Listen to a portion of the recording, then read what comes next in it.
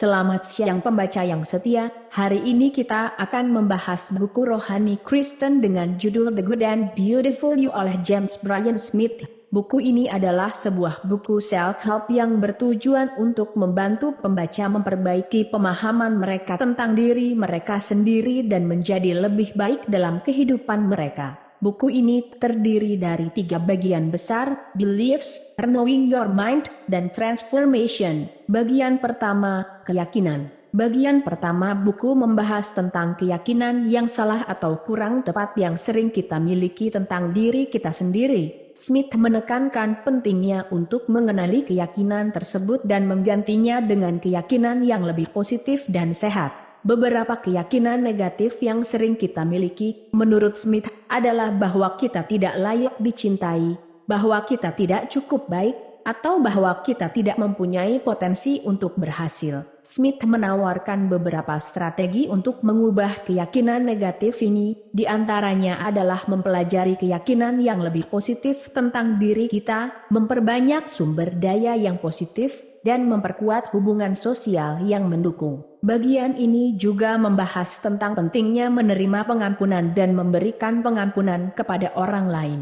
Bagian kedua, memperbaharui pikiran. Bagian kedua buku ini membahas tentang cara kita dapat mengubah cara kita berpikir dan merasakan tentang diri kita sendiri. Smith menawarkan praktik-praktik spiritual dan psikologis yang dapat membantu kita memperbaiki persepsi diri dan meresapi keyakinan positif. Beberapa strategi yang dibahas dalam bagian ini adalah belajar untuk bersyukur dan menghargai kehidupan, menyeimbangkan pikiran dengan hati dan jiwa, serta memfokuskan diri pada apa yang penting dalam hidup. Bagian ini juga membahas tentang pentingnya meluangkan waktu untuk refleksi diri dan doa, serta bagaimana kita dapat mempraktekkan kesadaran diri dan meditasi dalam kehidupan kita sehari-hari. Smith menekankan pentingnya mengelola emosi dan mengubah pemikiran kita dari yang negatif menjadi positif. Bagian ketiga, transformasi.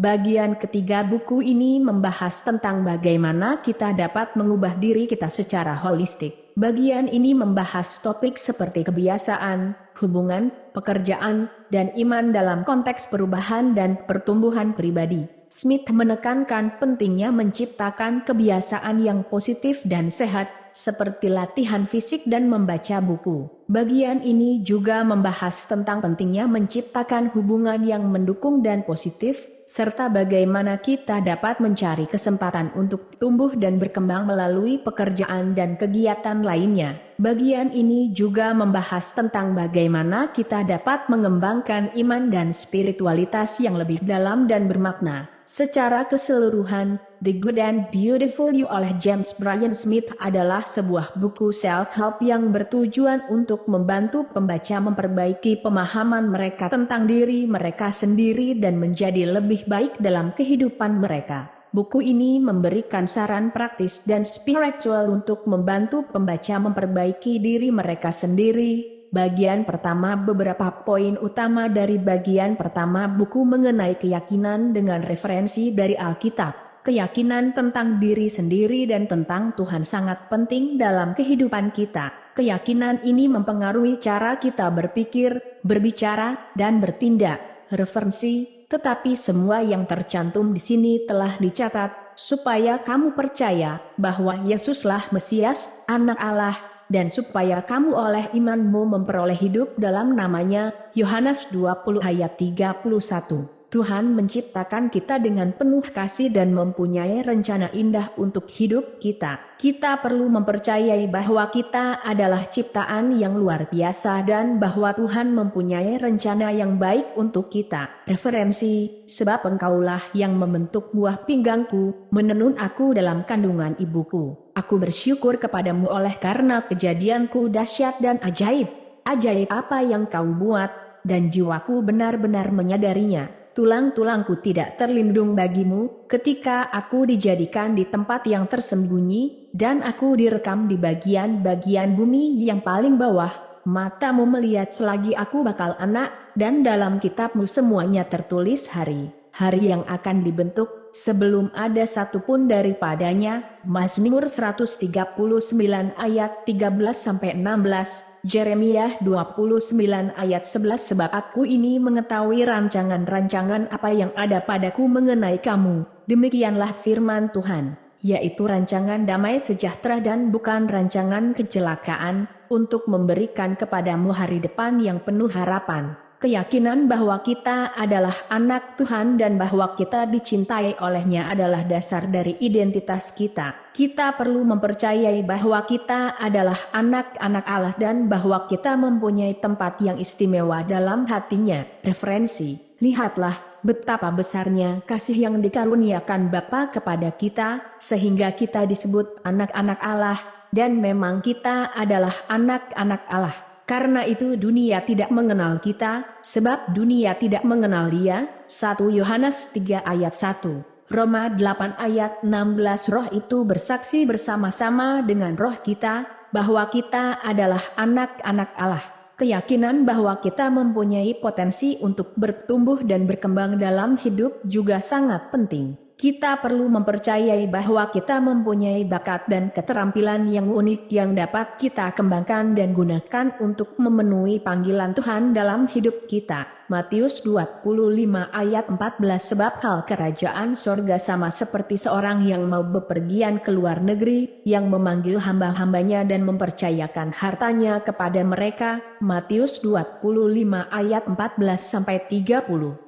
Keyakinan bahwa kita perlu berbuat baik dan melayani orang lain juga merupakan bagian penting dari keyakinan Kristen. Kita perlu mempercayai bahwa kita diciptakan untuk berbuat baik dan melayani orang lain dengan penuh kasih dan belas kasihan. Efesus 2 ayat 10. Karena kita ini buatan Allah, diciptakan dalam Kristus Yesus untuk melakukan pekerjaan baik yang dipersiapkan Allah sebelumnya. Ia mau supaya kita hidup di dalamnya. Matius 25 ayat 31-46, Efesus 2 ayat 10. Bagian kedua, beberapa poin utama mengenai memperbaharui pikiran. Memperbarui pikiran melibatkan mengisi pikiran kita dengan kebenaran dari firman Tuhan. Kita perlu secara teratur membaca, mempelajari, dan merenungkan Alkitab untuk memperbarui pikiran kita dan mentransformasi pemikiran kita. Roma 12 ayat 2. Janganlah kamu menjadi serupa dengan dunia ini, tetapi berubahlah oleh pembaharuan budimu, sehingga kamu dapat membedakan manakah kehendak Allah,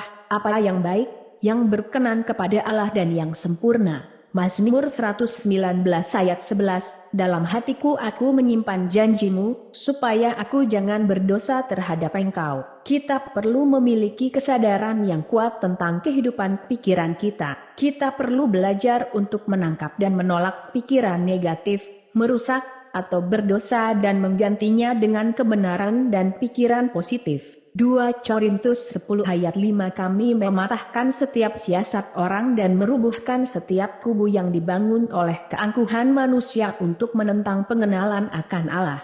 Kami menawan segala pikiran dan menaklukkannya kepada Kristus. Filipi 4 ayat 8. Jadi akhirnya, saudara-saudara, semua yang benar, semua yang mulia, semua yang adil, semua yang suci, semua yang manis, semua yang sedap didengar, semua yang disebut kebajikan dan patut dipuji, pikirkanlah semuanya itu. Komunitas sangat penting dalam proses memperbarui pikiran kita. Kita perlu mengelilingi diri dengan orang-orang yang akan mendorong, menantang, dan menyampaikan kebenaran dalam hidup kita. Ibrani 10 ayat 24. Dan marilah kita saling memperhatikan supaya kita saling mendorong dalam kasih dan dalam pekerjaan baik. Amsal 27 ayat 17. Kita perlu berlatih disiplin rohani seperti doa, penyembahan, dan berpuasa untuk memperbarui pikiran kita dan mendekatkan diri kepada Allah.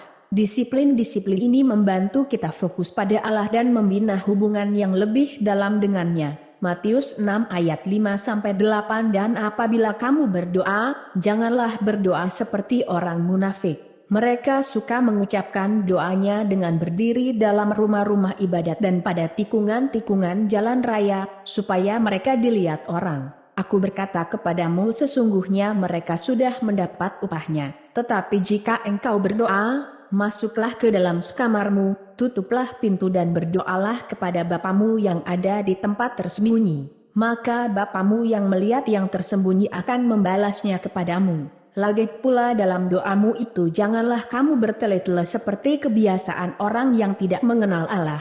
Mereka menyangka bahwa karena banyaknya kata-kata doanya akan dikabulkan. Jadi janganlah kamu seperti mereka, karena Bapamu mengetahui apa yang kamu perlukan, sebelum kamu minta kepadanya. Yakobus 4 ayat 8, Matius 6 ayat 16-18, pikiran kita perlu diubah oleh Roh Kudus. Kita tidak bisa melakukannya sendiri, tetapi kita perlu mengandalkan kuasa Roh Kudus untuk mentransformasi kita dari dalam keluar. Efesus 4 ayat 22-24, Titus 3 ayat 5. Bagian ketiga. Beberapa poin utama mengenai transformasi dengan referensi dari Alkitab. Transformasi dimulai dengan mengembangkan hubungan yang intim dengan Tuhan. Kita perlu mengalami kasih, belas kasihan, dan kehadiran Tuhan secara pribadi dalam kehidupan kita agar terjadi perubahan yang nyata. 2 Korintus 3 ayat 16-18.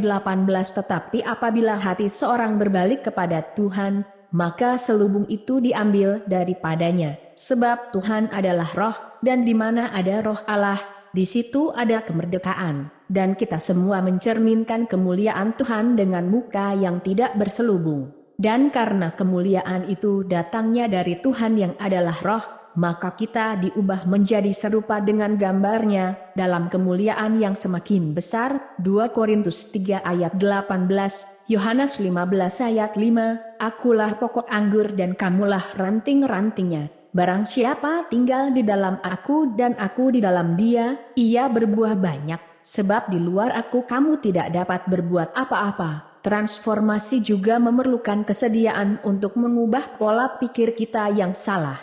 Kita perlu belajar mengakui dan mengatasi kelemahan, kebiasaan buruk, dan kebiasaan negatif yang merugikan kita dan orang lain. Roma 12 ayat 2, janganlah kamu menjadi serupa dengan dunia ini, tetapi berubahlah oleh pembaharuan budimu, sehingga kamu dapat membedakan manakah kehendak Allah, apa yang baik, yang berkenan kepada Allah dan yang sempurna. Roma 12 ayat 2, Filipi 4 ayat 8, jadi akhirnya, saudara-saudara, semua yang benar, semua yang mulia, semua yang adil, semua yang suci, semua yang manis, semua yang sedap didengar, semua yang disebut kebajikan dan patut dipuji, pikirkanlah semuanya itu. Penting untuk membentuk kebiasaan positif dan mempraktikkan nilai-nilai Kristen dalam kehidupan sehari-hari. Kita perlu membaca Alkitab secara teratur, berdoa, melayani orang lain,